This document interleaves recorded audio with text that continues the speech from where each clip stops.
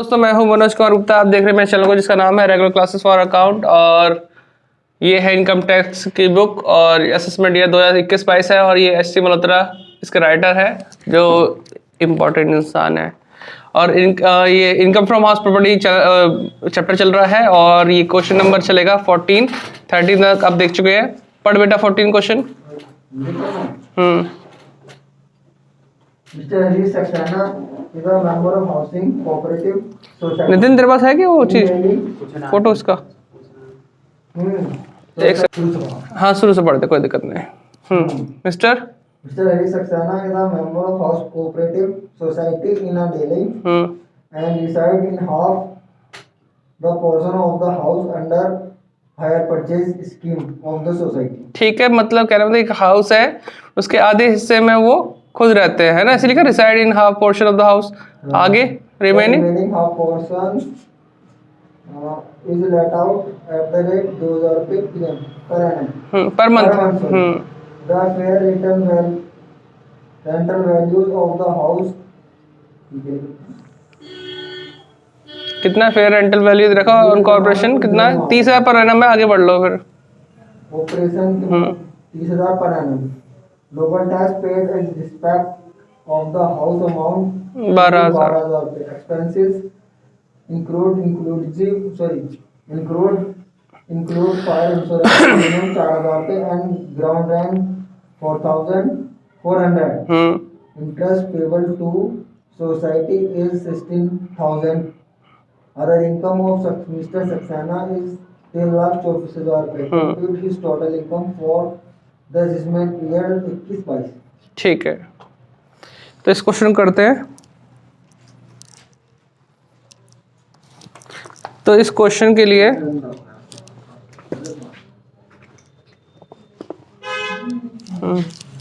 14 question है। अब यहाँ देखो कि एक क्वेश्चन, एक हाउस के अंदर आधे में खुद रह रहा है, आधे में किराएदार रह रहा है। तो इसको पहले लिखने से पहले यहाँ लिखेंगे computation taxable income from house property for the assessment year 2021 और 22, है ना? ये लिख दिया। अब फर्स्ट पॉइंट हम यहाँ सॉल्व करेंगे। 1/2 हाफ मतलब 1/2 1/2 of house is used for self, खुद के रहने के लिए था ना, रेजिडेंसी, खुद के रहने के लिए यूज किया जा रहा है ना? ऐसी कंडीशन में हम लिखते हैं म्युनिसिपल वैल्यू दे रखी क्वेश्चन में नहीं है, फेयर रेंट है, एक्चुअल रेंट भी दे रखा है। तो फर्स्ट पॉइंट यहाँ लिखो म्युनिसिपल वैल्यू। अब देखो एक चीज और, जिस हाउस में हम खुद रहते हैं उसकी स्टार्टिंग ग्रॉस एनुअल वैल्यू से होता है और उसे हम बोलते हैं नील। क्या बोलते हैं? नील। जब हम अपने घर में खुद रहेंगे तो कोई इनकम तो हो नहीं रही, तो ग्रॉस एनुअल वैल्यू क्या होगा? हमेशा नील कहलाएगा। तो यहां लिखते हैं gross annual value equals to nil. फिर होता है लेस म्युनिसिपल टैक्स। इस चीज को ध्यान रखना आगे तक। म्युनिसिपल टैक्स कितना है वो भी नील रहेगा। तो आंसर में नीचे बचेगा एनुअल वैल्यू, वो भी क्या आएगा? नील। फिर लिखेंगे less deduction under section 24। First point होगा 30% ऑफ AB, नील कहलाएगा। और सेकंड पॉइंट है इंटरेस्ट ऑन लोन या फिर बोरो जो किया हो मकान बनवाने के लिए, उसके लिए। तो इसने इंटरेस्ट बता रखा 16,000 है। कितना है इंटरेस्ट पेबल? 16,000। तो 16,000 पूरे मकान के लिए है। अब ये बात चल रही है आधे मकान के हिसाब से, तो सिर्फ कितना आएगा? 8,000। तो जब 8,000 यहाँ लिखेंगे, माइनस करेंगे नील में से, तो आएगा माइनस का 8,000, जो कि कहलाएगा loss from HP, house property का लॉस है ये। समझ रहे भाई? अब सेकंड पोर्शन यहाँ सॉल्व करते हैं। सेकंड पॉइंट डाल के 1/2 of house is used for let out, है ना। तो इसमें लिखेंगे म्युनिसिपल वैल्यू, इसमें सब कुछ लिखना पड़ता है जब किराए पे दे रखा होता है। तो म्युनिसिपल वैल्यू जो कि क्वेश्चन में नहीं दे रखी। Number 2 fair rental value, fair rent कितना दे रखा था इसमें मकान का, सॉरी कहाँ गया ये, 30,000। 30,000 पूरे मकान की बात है, लेकिन हम अभी आधे पोर्शन की बात कर रहे हैं तो कितना आएगा, सिर्फ 15,000 आएगा।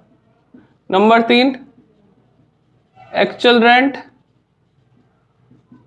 कितना किराया था, 2,000 था ना, तो 2,000 इंटू 12 करेंगे, मकान खाली तो रहा नहीं है, तो इसमें आएगा 24,000। ठीक है, और कुछ बोला है नहीं।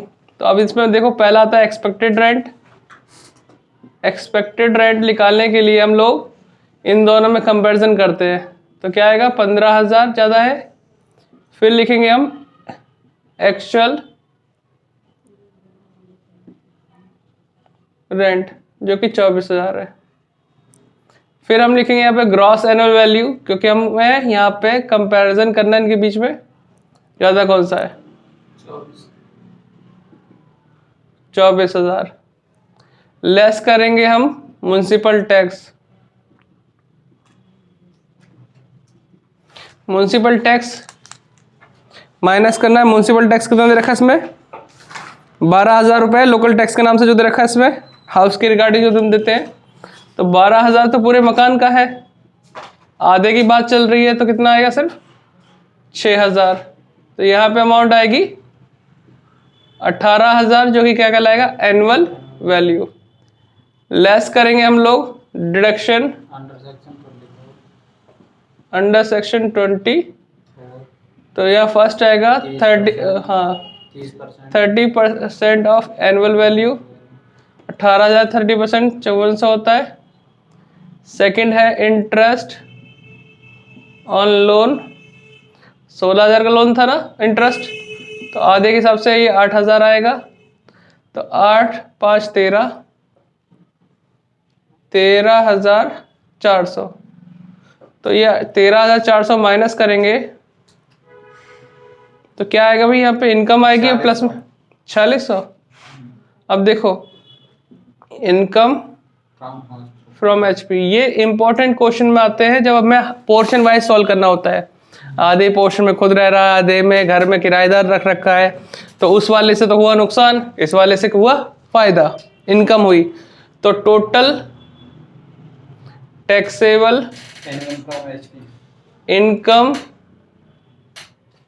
फ्रॉम हाउस प्रॉपर्टी कैसे निकालेंगे, जो इनकम है उसे पहले लिखेंगे 4600, जो नुकसान था उसे माइनस कर देंगे 8,000 को। तो भैया माइनस वाली ज्यादा है तो माइनस में से बचेगा कितना, 3400। नुकसान हो गया। इस नुकसान की पूर्ति कहीं ना कहीं से तो कर सकते हैं, ये कैरी फॉरवर्ड होगा है। हाँ, तो ये हमारा लॉस हो गया, इनकम की जगह क्या आ गया, माइनस में से, तो लॉस हो गया। अब इसमें बोला अदर इनकम इसमें दे रखी है इस क्वेश्चन के अंदर, जैसे 5 हेडिंग होती है उसमें से ये होता है अदर इनकम वाला भी हेड होता है लास्ट में। तो अदर इनकम कितनी है, 3,24,000। तो टोटल इनकम पूछी है, तो यहाँ पहले वो लाइन लिखो जैसे वहां लिखा था, computation of taxable total income for the assessment year 2021 और 22, है ना। तो यहाँ फर्स्ट पॉइंट पे हम लिखेंगे लॉस फ्रॉम हाउस प्रॉपर्टी, कितना है लॉस, 3400 रुपये। ये टोटल इनकम हमें दे रखी है, अदर इनकम दे रखी है, अदर इनकम 3,24,000। अब एडजस्ट कर लो, ये तो इनकम है, ये लॉस है, इसको हम इसमें से माइनस कर देंगे। तो अब इनकम कितनी रहेगी हमारे पास, 3,00,000, हाँ 20,600। ये तो नहीं आ रहा, देखो आंसर, हाँ टोटल टैक्सेबल इनकम। तो हाउस प्रॉपर्टी से अलग कोई इनकम है तो उसकी हेडिंग के हिसाब से टोटल इनकम निकालनी पड़ जाती है।